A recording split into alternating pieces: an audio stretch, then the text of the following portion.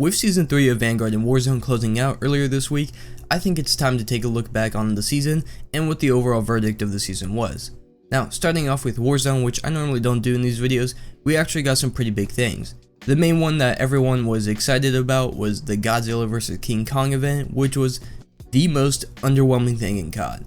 In the promotional content of the event, they had Godzilla and King Kong preparing to fight, and from what we got out of the ads, it was that the event was going to be the two of them fighting while we do stuff around the map or do stuff to assist them or whatever it might be. But what we really got in reality was the two super figures just kind of showing up on the map. They never fought or really interacted with each other at all.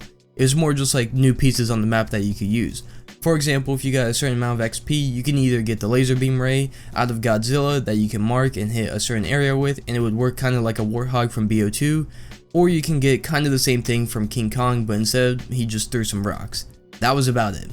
It was useful if you were in the final circle and you just hit the entire circle to win the game, or if you wanted to flush some rats out, but other than that, there really wasn't any use to the event besides the two of them just kind of being there, and overall the event as a whole was just not that great, in my personal opinion.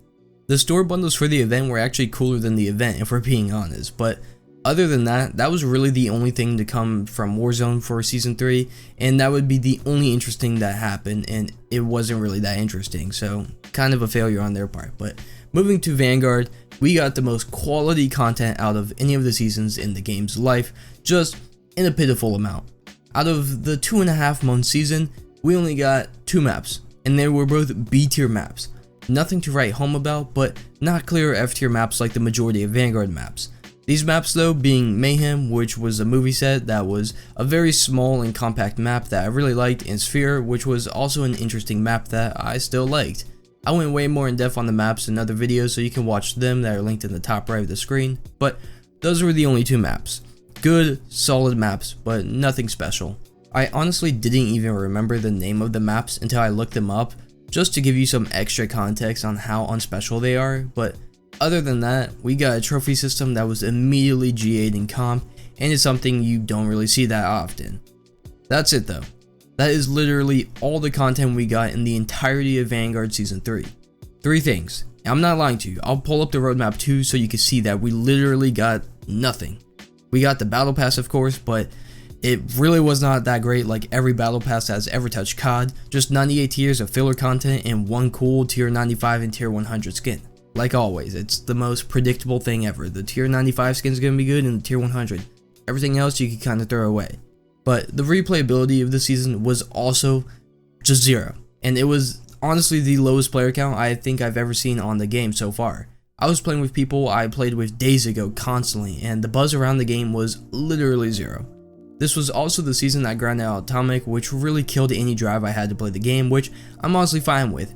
I remember when getting Atomic, I was losing my mind and I could feel myself burning myself out, and I just kept going, which usually I would have stopped, but I knew once I got the camo and I was done with it, I really didn't want to touch the game at all after that, and I had no need to come back to the game. And that's why I was fine with burning myself out on the game so much that I don't really want to touch it ever again. I have played more Warzone recently than Vanguard, just to show you guys how much I really don't want to play this game. And you guys know how much I don't like Warzone.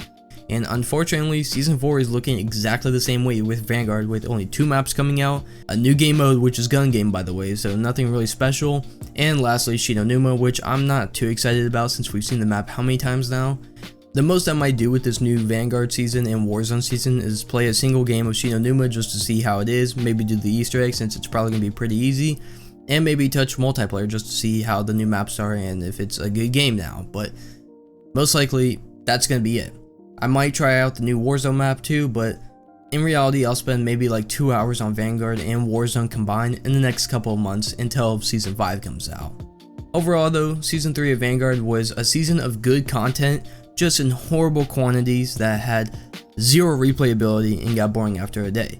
The game still is not fun, and there is no reason to go ahead and jump back on the game or pick the game up, because it genuinely feels like this game is just a cash grab with 0 passion that is just to fill pockets until Modern Warfare 2 in 4 months. And I know CoD is usually a cash grab, but at least most of the times you can see or feel the passion in the game. This game though, there's just none. If you did enjoy the video though, make sure not to leave without leaving a like and subscribing for more. But until the next time, see ya.